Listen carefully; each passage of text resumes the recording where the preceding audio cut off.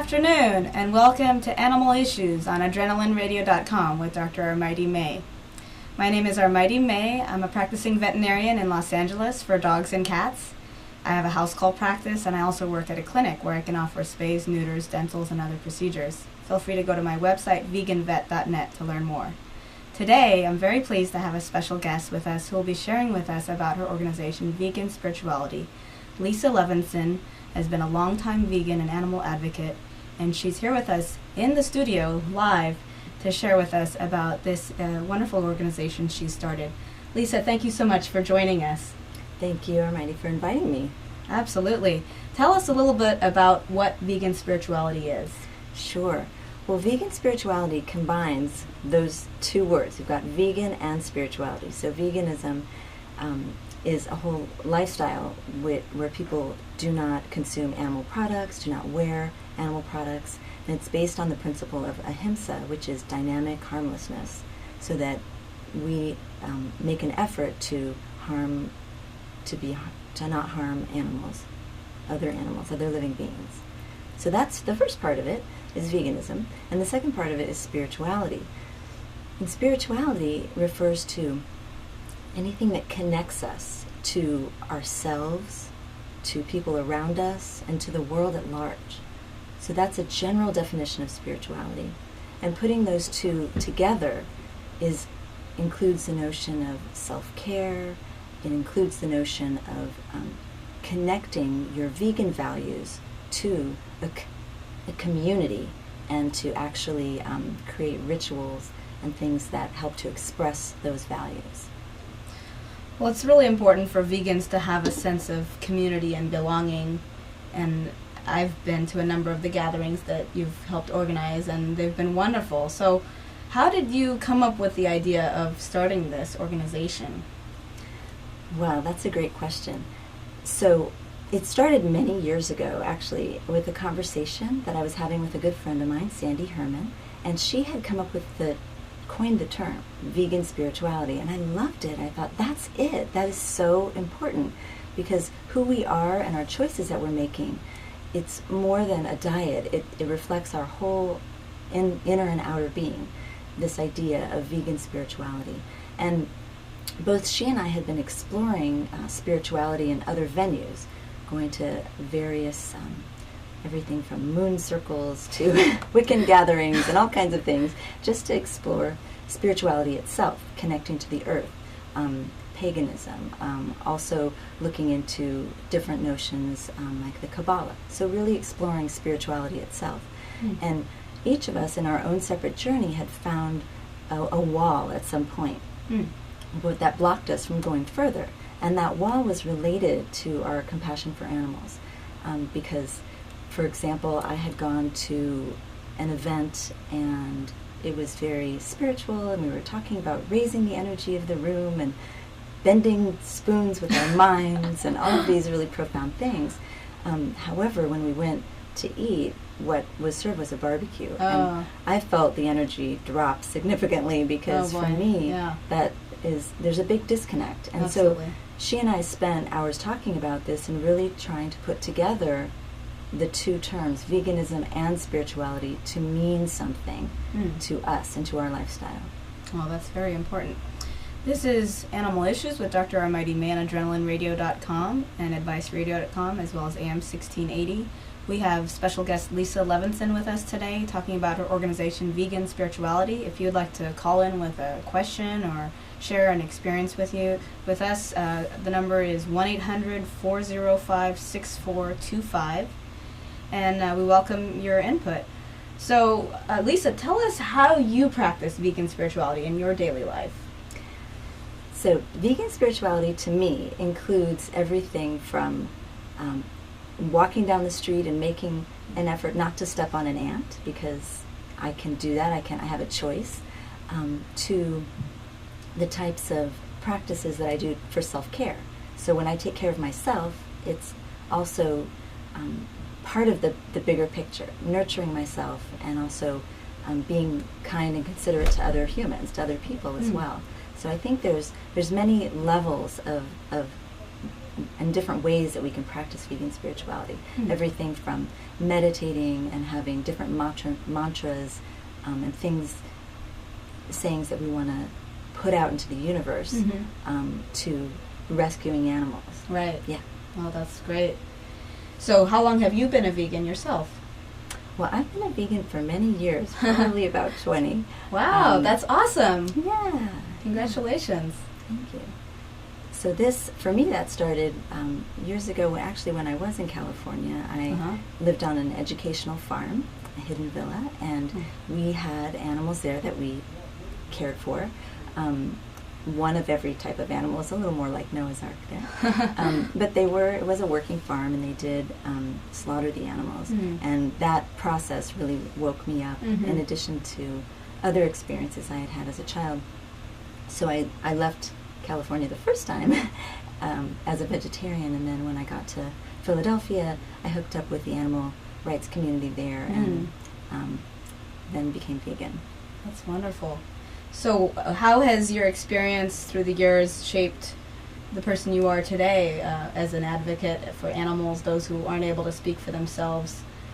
Was there anything in particular that stood out for you that kind of changed things in your mind or made you see things in a new light? Yeah, well, I mean, as a child, I do remember going to the Del Mar Fair, which is in San Diego, and noticing there was a calf there that looked very sickly, looked like something was obviously wrong with it. And with him or her, and I had asked, I noticed on the wall it said Veal, and that was a eye-opener for me, even as a child, because I started asking my parents, like, what does that mean? And believe me, we ate no veal after that. Right. Because I was really upset about it once I found out that there was a connection between that animal and also that word, which was something that we ate. And tell listeners how veal is made for those who may not be as aware about that practice. Okay, and veal, it's an important link for those people who are vegetarian and versus vegan, because the veal industry, what they do is they have cows that are birthed by often dairy cows, and then the offspring, they are taken from their mothers, and they're put in these stalls where they can't move around very much, and they're fed. These are the male offspring. Male offspring. They don't produce milk, right? Yeah. And they're fed a liquid diet that keeps them anemic, and they're kept often in the dark. Right. It's a really a terrible existence for a young animal that's bursting usually with joy and life. So they're denied the bond with their mother, which is terrible to be separated from their mother, for both the mother and the the mother cows, they'll cry for weeks, and farmers often will talk about that. Oh, the neighbors know when we're doing that, because you can hear them. They're bellowing. Right. So that's the veal industry, how that's connected. But in order for a dairy cow to continue producing milk, she has to give birth. Right. So that's the connection between the milk products and also the veal industry, because the veal calves are actually just a byproduct of the dairy industry. And I think once I made that connection, that was, for me, the veganism was really the path to take. Absolutely. Yes, definitely. And of course, the dairy cows themselves don't get to live out their lives. They're usually slaughtered by their 5th birthday because their milk productivity declines to where it's no longer profitable to keep them, and they end up going to make hamburger. So they still are slaughtered in the end. So it's really great that people are educating themselves little by little. I mean, we have a long ways to go, of course, and a couple days ago, World Fest was another one of those events where people were being educated and enjoying wonderful vegan food at the same time. And I know you were very involved with the Healthy Hut tent there and coordinating speakers for that. Tell us a little bit about what happened at World Fest. Well, World Fest is a wonderful event. It's LA's only all-vegan environmental event. So those two words are put together, which is very significant. Yeah. And the Healthy Hut I helped to organize had speakers that talked about everything from animal health to human health, and including things that are just physically good for your health. For example, we had yoga, we had dancing Nice. at the Healthy Hut. So there's a lot of action, a lot of fun going on there. Great. Just a day of learning, of education. We had a packed house, people learning about, raw foods, and also about kids' nutrition, what to pack for lunch, things like that. Well, that's great. People really are hungry, literally and figuratively, for this information. So that's wonderful that you were helping with that. And did you find people coming to the vegan spirituality booth to inquire about your organization? Oh, yes. Yesterday was a very special, the World Fest Day was a very special day for us because we debuted our new logo, and we had our very first booth, which is our way of just telling the world that we're here. And we had a lot of people come and ask us, what is vegan spirituality? What do you do? Why are you here? And that was our platform for being able to answer those questions. Wonderful. So how do you see the vegan spirituality meetup group benefiting the vegan community at large? Well, I think that the main thing that it does is it helps to build community, because what happens is many people are kind of isolated or on their own, or they go to various events and they don't feel connected to each other. They feel connected to a cause. And what we're trying to do is connect people to each other, and also provide opportunities for people to discuss what veganism means to them more deeply, to get at how it's connected to their spiritual self. And then it provides a forum for them to understand that this is such a deep part of who I am and why I'm here and what I believe, that it is their spiritual practice. Right. So we're listening to Animal Issues on adrenalineradio.com, and we're talking to Lisa Levinson about her organization, Vegan Spirituality. Now tell us about the religious or business components to this organization. Does someone need to be of any particular belief system, or is it open to anyone? How does that all work? Okay. So, well, as far as it being a business or a religious organization, that's an interesting question. It's not a business. It's really it's an organization that's designed to build community, and that's its main function, just to educate people and to build community. So any revenue generated from our retreats or things that we do goes right back into the organization to then grow what we're able to do with the retreats and speakers and things like that. And then in terms of it being a religion, that is one of our hotly debated topics. What we do with vegan spirituality, we have monthly meetups, and we meet to discuss various themes and various issues, and sometimes we'll talk about things like, well, is this a religion, or is it a spiritual path? And we did have a debate in our Los Angeles meetup not too long ago, and the group voted for it to be a spiritual path. And I think having it, most religions have a spiritual leader connected to them, and the veganism is more of a path they decided. So I thought I'd go along with that. But the idea behind this is that a lot of elements to religion are in the spiritual practices that you can do as a vegan as well. So there's a lot of connections. In fact, this man, Stanley Sapone, he writes about vegan values often, and he wrote an article about I think it was a court case where the person was refused to take a vaccine, and he did it on religious grounds. So he said it's because he was vegan.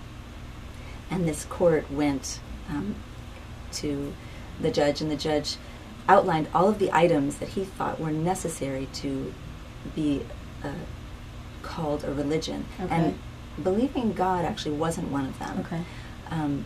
And he listed all of those things and determined that veganism was not a religion. And later I brought that to our group, and we read over those elements and decided, well, actually we have all of those things in our group. They were things like, perform unique rituals. They were things about having a convictions and beliefs and making choices based on those things. So it really did sound quite like a religion according to the courts. But in terms of practicing vegan spirituality, it's more open, because some people, they already have a tradition that Sure. they're connected to, and that's Right. totally fine. And other people have a more broad-based sense of spirituality, and they're looking to connect it to their veganism. And that's Right. really where we come in, is offer opportunities, events, and practices to do that. Mm-hmm. Right. Right. If anyone would like to call in with a question, our call-in line is 1-800-405-6425. We're talking with Lisa Levinson about vegan spirituality here on Animal Issues with Dr. Armaiti May on adrenalineradio.com. So you mentioned there are these different meetup group events. What tends to happen at these monthly gatherings? Well, at the gatherings, since it's about meeting each other and getting to know each other, we usually have a potluck with vegan food. Mhm. That's always helpful for vegans. Yeah, absolutely. And then after that, we have a topic or a speaker. So each month it's different. So as people recognize, oh, today we're going to hear about Lindsay's trip to Africa where she rescued elephants. And another day we might hear about, recently we heard Timber Hawkeye, the author Right. of Buddhist Boot Camp, and he came to speak to our group about being grateful and things of that nature. And so usually there's something going on that's educational but also fun for people. And then the other piece of it that I try to incorporate is a guided meditation, because then it allows people to drop into that place where they can have a moment of silence and self-care. And also in the meditations, I really try to direct it towards compassion for all living beings. So there's always some element of that. Part of it is about relaxing yourself, calming your mind and your body, and the other part is about connecting that to all living beings. That's beautiful. And it's so important because as animal advocates, we have to take care of ourselves in order to take care of the animals and to advocate for them. We have to have that space in our lives to be able to quiet things down, calm ourselves, and then be recharged and be able to go out there into the world and do what we need to do to make the world a better place. So it's a wonderful, wonderful organization. And how can people get involved if they're interested in learning more? Oh, well, there are several ways. And one way would be to go to Meetup and to register to be part of the Meetup groups. There's actually 2 Meetup groups going on right now, one on the West Coast and one on the East Coast. The West Coast one is centered in Los Angeles or Van Nuys, and the Meetup in Philadelphia the East Coast Meetup is in Philly. And so those 2 groups are ongoing, and people can just sign up and then attend the monthly events. Another way is to go to our website, which is veganspirituality.com, and then you can read our blog, you can connect to our community Facebook page that we have, and also we have annual retreats that are really special. So, Oh, wow. Yeah.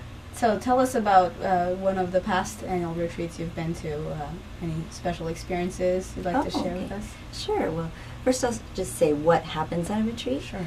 At the retreats, these are regional retreats, so we really are trying to build community a little broader and invite people in from the surrounding areas. And at the retreats, we have a speaker, we have yoga, we have guided meditation, we always go on a nature walk to connect with nature and the earth. And then we have community discussions around different themes. And we have a ritual. It's an animal blessing that has, it's really a community drum circle that includes the 4 themes of harmony between humans and animals, compassion for animals that are suffering around the world, gratitude for animals that have passed over, and health and happiness for those animal companions that we have in our lives now. That's wonderful. Do you have any animal companions in your life? Oh, I do. Yeah. At this moment, I have 5 cats. Wow. Yeah, that's quite pared down from what I had in Philadelphia. I think I had 5 bunnies and 14 cats, so things have shifted a bit. But I have 2 cats, but I know people who have double that amount or quadruple even. Yeah. So, well, good for you for being a good cat mom. Thank you. So tell us about some of the past experiences you've had at the former vegan spirituality retreats. Sure. We had a really special guest visitor one time during our retreat. This is for the retreats in Philadelphia. They've been going on. This is our 4th year. And one year we were in our circle doing our animal blessing, and we had some donkeys come down to join us. Now, this was kind of a surprise because we were in a very remote area, and we didn't expect to see any donkeys. And it turned out that there was a gentleman who lived pretty much next door who owned a donkey rescue. And he was vegan and supportive of everything we were doing. He couldn't believe we were there. Wow. So he came down, brought his donkeys, and everyone was so excited to see them. They got so much love and many, many blessings during the ceremony. So it was really fun. Wow, that sounds very serendipitous. Yeah, definitely. And so I imagine those donkeys were allowed to graze all over this pasture or ranch rescue that the gentleman had. And do you know how they ended up there or what their history was at all? No, he did take us on a tour and he told us the stories. I don't remember all the stories, but I do remember that they were very lucky to be where they were, and there were several of them, including some feral cats and goats and a few other animals. It's so interesting to me to see the interactions between different species of animals. I've visited quite a few sanctuaries, and it's very touching to actually see a cat and a cow or a calf interacting and seeing that cross-species bond. It's very special, and it's something that, we as humans, of course, enjoy bonds with our non-human animal companions, and that's part of what connects us to nature and the earth and really keeps us alive, I think. I mean, without these animals on this earth, I think our existence would be pretty dull and boring. So it's wonderful to be able to celebrate that bond and make it accessible to people. Yeah, I was thinking about that interspecies connection, and one year we had a giant tortoise that came. This tortoise came with its companion, and I was so surprised at how fast it moved. I remember learning that they were slow, but we all had to run and catch this tortoise because it kept running away, and we thought, oh no. And we had rats that came as well with their companion, and just seeing the interactions between the different species is really fun. Definitely. So tell us about what all people can do to make their lives more in alignment with their values. You mentioned you started out as, I guess, an omnivore and then became vegetarian and vegan. Was that a difficult transition for you, or what sorts of struggles did you encounter in that process? Well, I think I probably encountered a lot of struggles that most people do, which is making that choice between what you enjoy in terms of eating food, things that taste good, versus making the choice that's an ethical choice. And I think for me, what felt most peaceful was when I made the choice to not consume any products that harmed animals in any way. And as you mentioned earlier, that goes beyond just what you eat, but also what you do in your daily life and what other aspects of your life are affected by that. Well, definitely what you wear. So clothing, I went through clothes and gave away things and made choices. I mean, I actually go out of my way to purchase products that are vegan, and so that's very important to me. Definitely. And in Philadelphia, I ran an organization called Public Eye Artists for Animals, and we actually put on a cruelty-free fashion show. Oh, wow. Which was really fun, just to show people there's so much you can do. Yeah. So many other types of materials. That's great. Yeah, in the past I've had Ellen Laventhal on the show, who was instrumental in helping to get a ban on the sale of fur in the city of West Hollywood passed. So I think it's tremendously important to raise awareness about the options that exist that don't involve cruelty or exploitation of animals, whether it's in fashion, food, entertainment, anything that we're doing in our lives that involves inflicting suffering on another being should be evaluated and seeing if there's another option that's better. Experimentation, there's no need to experiment on animals for products or care items. We can have everything we need without exploiting or inflicting suffering on animals. So what happens when someone wants to be vegan but they're being confronted by peer pressure or family pressure to not go with what they feel is right in their hearts? Well, I think that creates a sense of inner conflict between what people really want to do, what they feel called to do, and then what the outside world wants from them. And then it calls into question, well, what kind of person am I? Am I going to conform? Am I going to be so accommodating that I reject my own values? So those are really important questions that people need to ask themselves. I think what vegan spirituality can provide is like a home base, in a way, like a family or group, community, where people can feel like they belong, that they're not alone. We've had many people come and say, I thought I was the only one who did this. I didn't know. I mean, I felt like we unearthed people who were vegan for like 20 years and they didn't have a name for it, they didn't know, and when they found our group, they felt at home for the first time, and it gave them the strength to tell their family, I'm not going to come to Thanksgiving with you this year. I am going to the vegan Thanksgiving instead. So I think when we have other places to go for holidays, for spiritual occasions, and it really helps people to feel like they belong. One of the reasons that people struggle to stay vegan is because they get that sense of peer pressure from others, and they also don't feel like they have a community like that. So part of what I would like to do is create that for people. Wow, that's very important.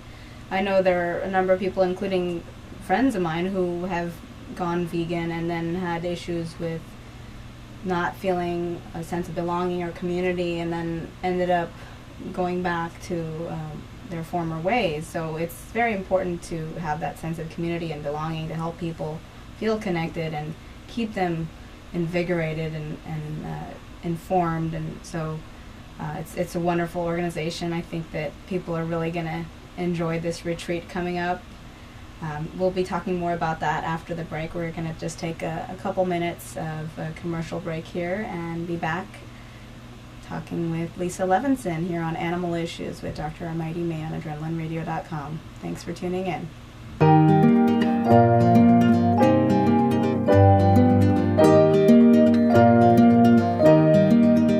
Welcome back to Animal Issues with Dr. Armaiti May on AdrenalineRadio.com, AdviceRadio.com, and AM 1680. I'm here today with Lisa Levinson, who's speaking with us about vegan spirituality. And she's going to tell us about an upcoming retreat happening on June 1st that you all can participate in if you are in the LA area. Lisa, tell us about this retreat and how people can sign up. Sure. Well, you can sign up by going to the website, which is veganspirituality.com. And the retreat itself it's a really special event. This one is our first on the West Coast. We've been offering vegan spirituality retreats on the East Coast for 4 years. And I moved out here recently, so I wanted to start it out here. So it's really exciting, and we actually have at these events, we always have a featured speaker, and we have yoga, meditation, and a hike, and a blessing, like I was mentioning. And this year we have, our featured speaker is Dr. Will Tuttle, who's the author of World Peace Diet, and I believe he was a guest on your show recently. He sure was, yes. Yeah. He's amazing. Yeah, he's quite amazing, and I think of him as the father of vegan spirituality because he's one of the first people to actually write specifically about that, to address the connection between being vegan and being a spiritual person.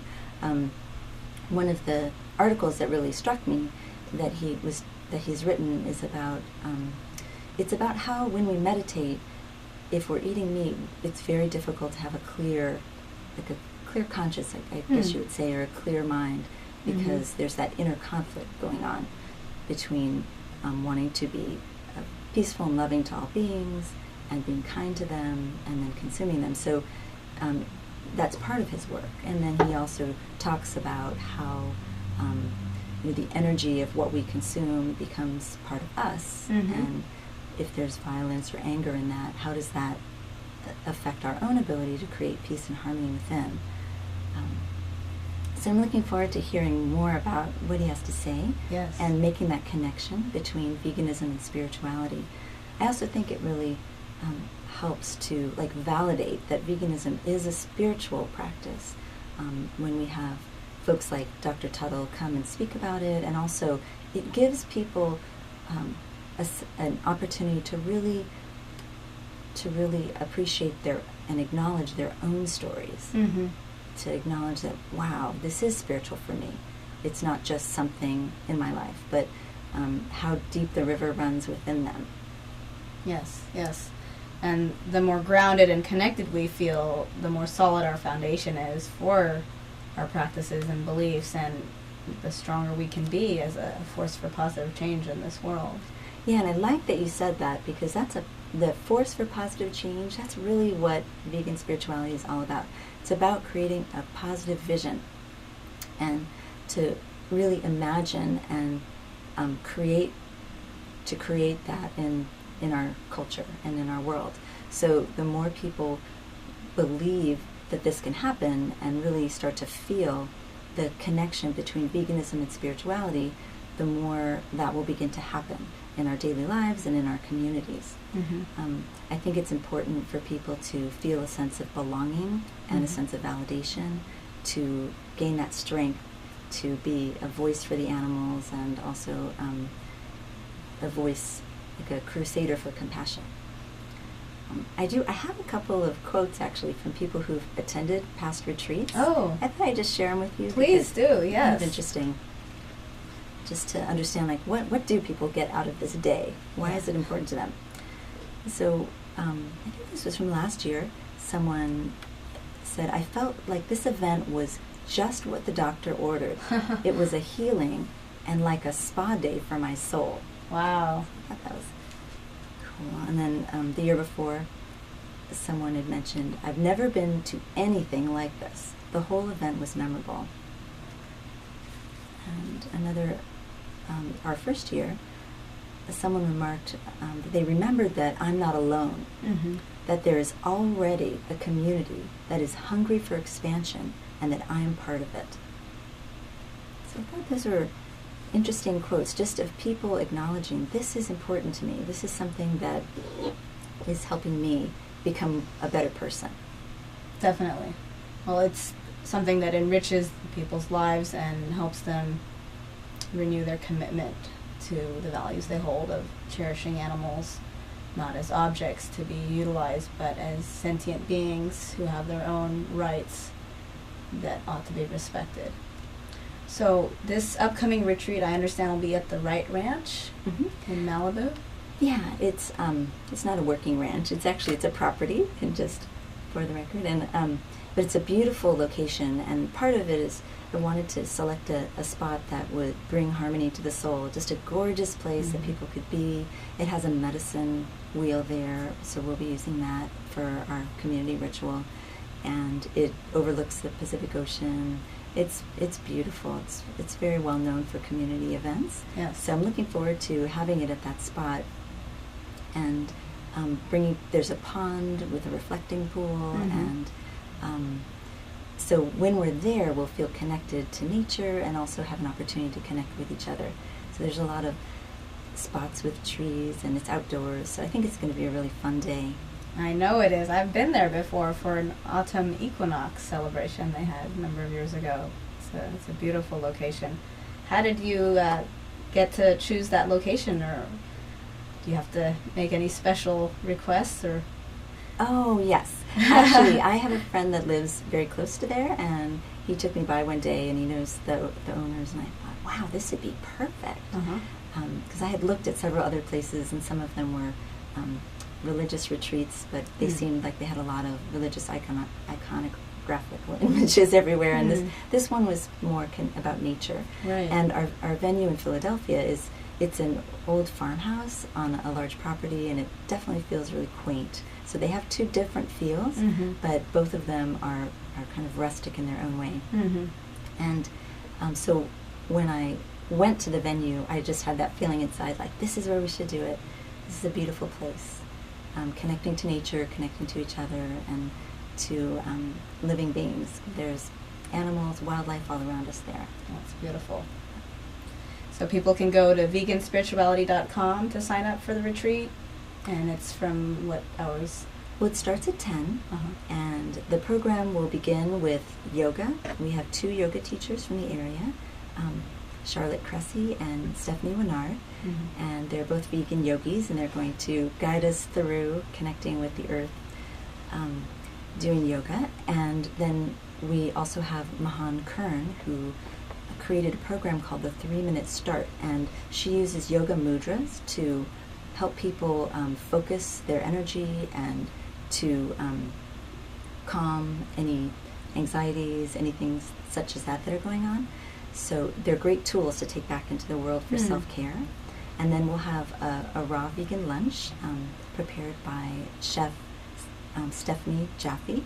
Oh. And her company's called Rawlicious Living. Wow. So the menu sounds pretty amazing. So we've posted it on our Facebook page and other things on the website. And then after lunch, we'll go on a hike to really explore the area and see the views and just have some time to connect with each other. Because a big part of this is really, it's I wouldn't call it networking, I would really call it connecting. It's really about getting to know each other. So when we leave, people feel like, oh, I met some people that day, instead of just, oh, I heard a lecture about this. And then after the hike, we'll start the community drum circle, and there's musicians involved in that, and dancing, and then the animal companions who are there can participate as well. Now, can people bring their own animal companions? Yes, they can. That's one of the considerations that the Wrights made for our event. I asked them if it was possible for us to bring our animal companions, and she allowed us to do that. So yes, please bring your animal companions, and during the ceremony, there's a community Reiki circle. So what we do is we'll teach folks about Reiki, which is a hands-on healing practice. I do that, and there's several other people attending who do that. And we'll be offering Reiki to the animal companions who are there when we have the drum round for health and happiness. Wow. Oh, I can't wait to check that out. And each part of the ritual, each part of the ceremony offers a different ritual. And so people have an opportunity to experience their emotions in a safe context, and also to celebrate, our connection to non-human animals, and also to each other and to the earth.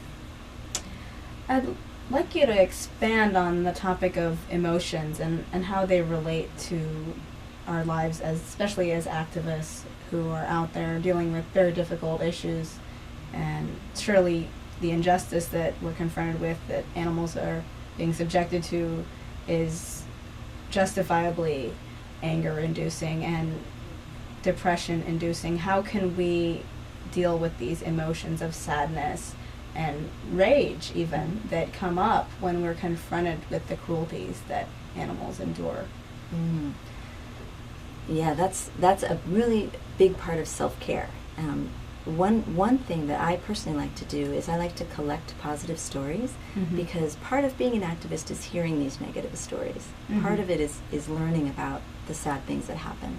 And so I try to collect positive stories to help balance it out, so I don't get sucked into a place of complete sadness where you feel despair instead of empowerment. So when I make an effort to collect them so that I can feel a sense of hope. Actually, that was one of the things that an attendee to the event had said, is they felt a hope for vegans, for the vegan community, and a hope for the animals. So I think that's part of the message that we're getting out there, is that there's a lot of hope and positivity for change, and the more we gather and start to feel that ourselves, the more we can manifest that in the world. And then in the ritual that we do, I think it's very healing for activists, because first we project an image of what do we want to see, and then allow ourselves to imagine that, and just to validate that can happen. And then we have an opportunity to really say out loud, this is how animals are suffering around the world. Everyone can name some way that animals are suffering. And there's times to experience emotions like sadness and anger during that. Okay. And validate those emotions, because Yes. they are real emotions, so we can't just ignore them or pretend they don't exist. Yeah. We have to acknowledge them, but then we have to move past that and move through it to, you know, more positive state, so we can realize our goals for the world and the animals to a more happy place. So I think this ceremony creates a public venue to actually express your emotions instead of stuffing them and hiding them and pretending they're not there, to really acknowledge them, and then they can actually be released easier or handled or managed in a way that's more positive.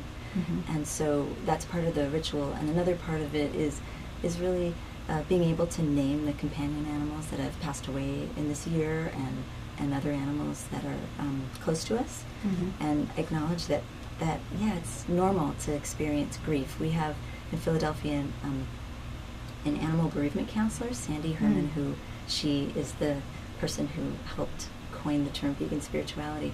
She talks about that, about how we need to acknowledge our connection, our deep connection to our animal companions, and to say it's okay to be sad about that. So we've had people bring their, this part of the ceremony was actually a public ceremony that I've done for about 8 years, or 8 or 9 years.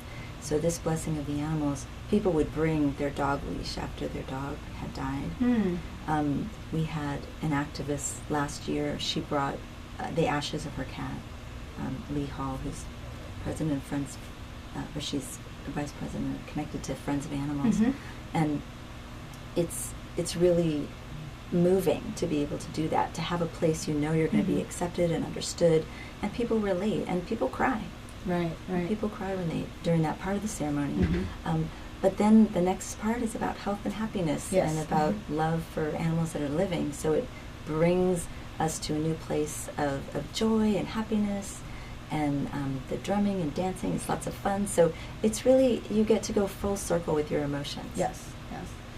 And I'm glad you mentioned the bereavement group, because when I was in veterinary school, I volunteered on the pet loss support hotline and helped grieving pet guardians work through their emotions. And a lot of it does involve listening and validating their emotions, because people who lose an animal companion are often confronted by apathy or indifference from their peers or their family members, who may not understand the deep bond they had with their animal companion.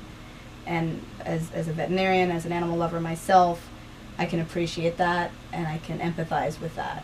And certainly, as a practicing veterinarian, one of the things that I do offer is at-home euthanasia when appropriate, to relieve suffering of an animal. And I recognize the grief that is experienced by these individuals who are losing their beloved animal companion. So there is a whole process that they go through that takes a while, and they may go through several stages of grief before they are at peace with the outcome. And that's, it's part of what I do as a vet, is also help comfort those who are grieving the loss of their animals. So it's really nice to know that there is that component to this retreat as well, for those who may have lost a companion animal recently. Oh yeah, and what I like about it is that there's that private grieving that we do, but this is also a public way of receiving support. So they receive support, and also just saying some of these things out loud is really helpful in that process. I know each year I have animals that pass on, so for me it's also something I say to myself, like, I'm going to be able to really process this during the ceremony, so that I can feel a sense of completion, but also love and support and positivity. Definitely. Is there any other upcoming event that you'd like to let listeners know about?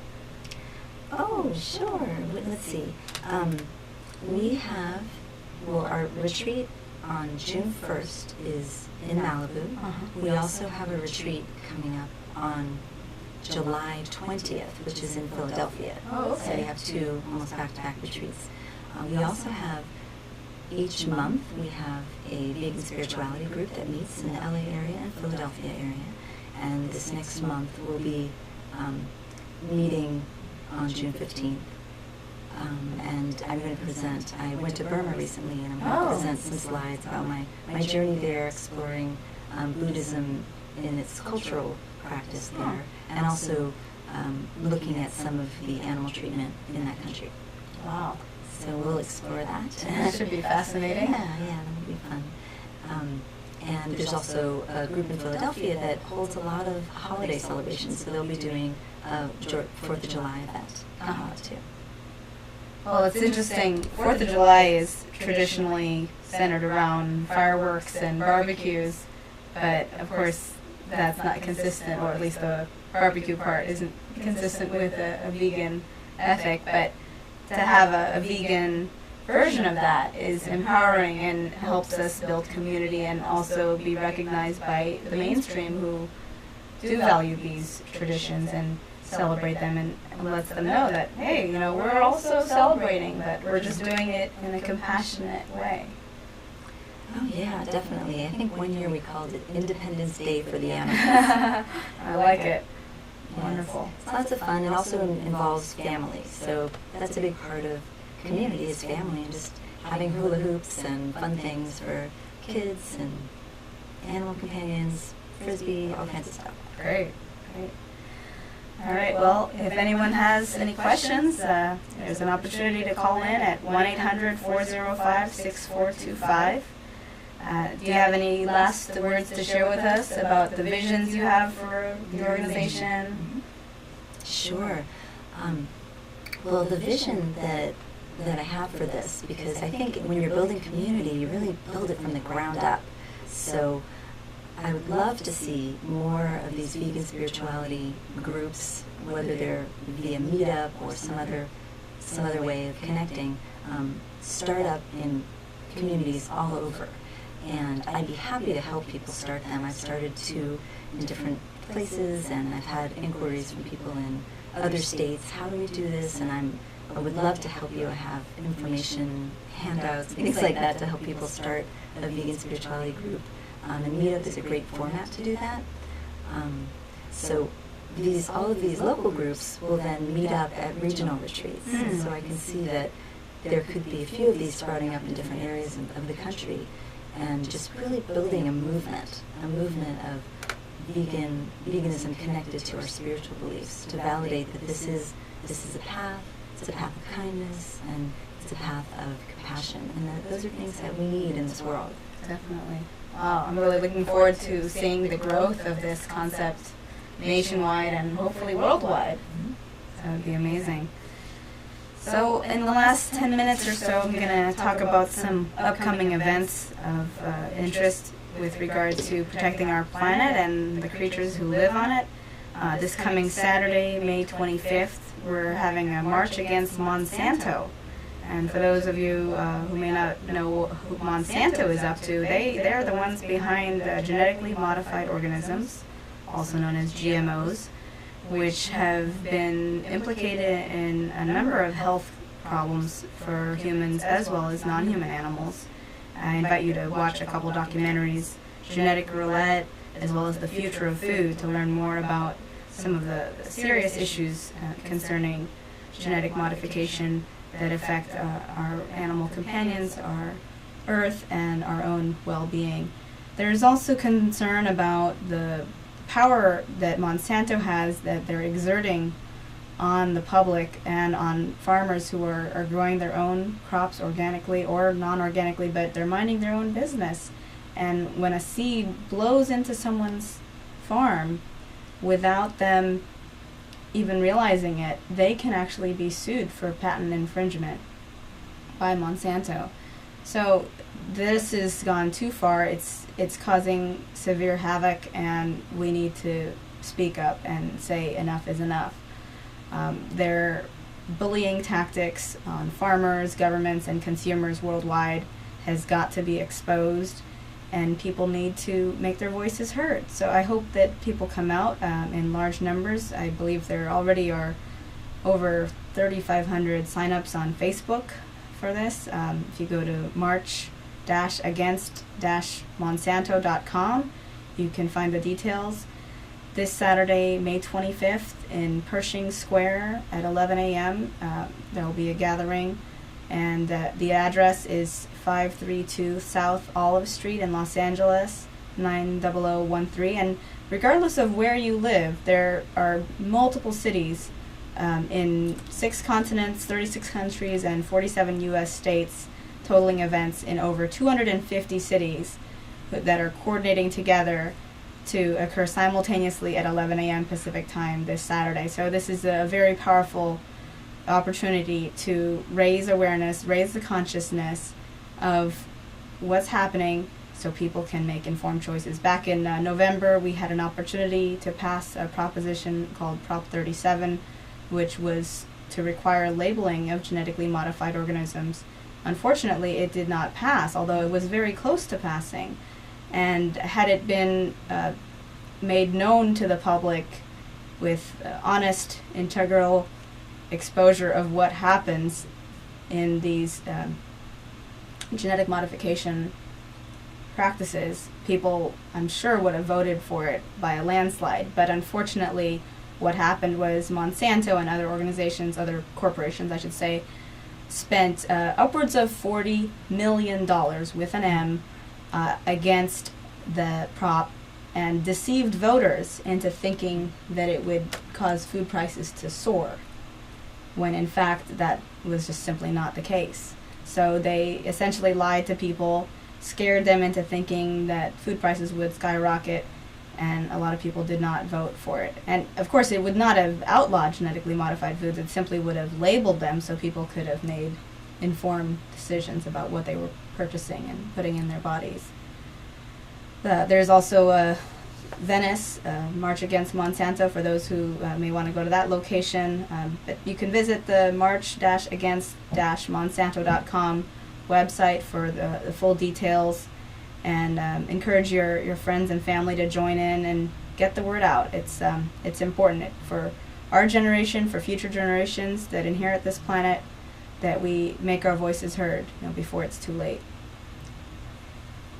So thank you, Lisa, for contributing. It's been a real treat to have you on the show today, and I know our listeners are very grateful to have your input, and I'm really looking forward to the Vegan Spirituality Retreat here on Saturday, June 1st. So thank you so much. And thank you, Armaiti. This was a treat to be here. I enjoyed our conversation, and really think you're doing something super over here, educating people about animal issues and sharing your knowledge.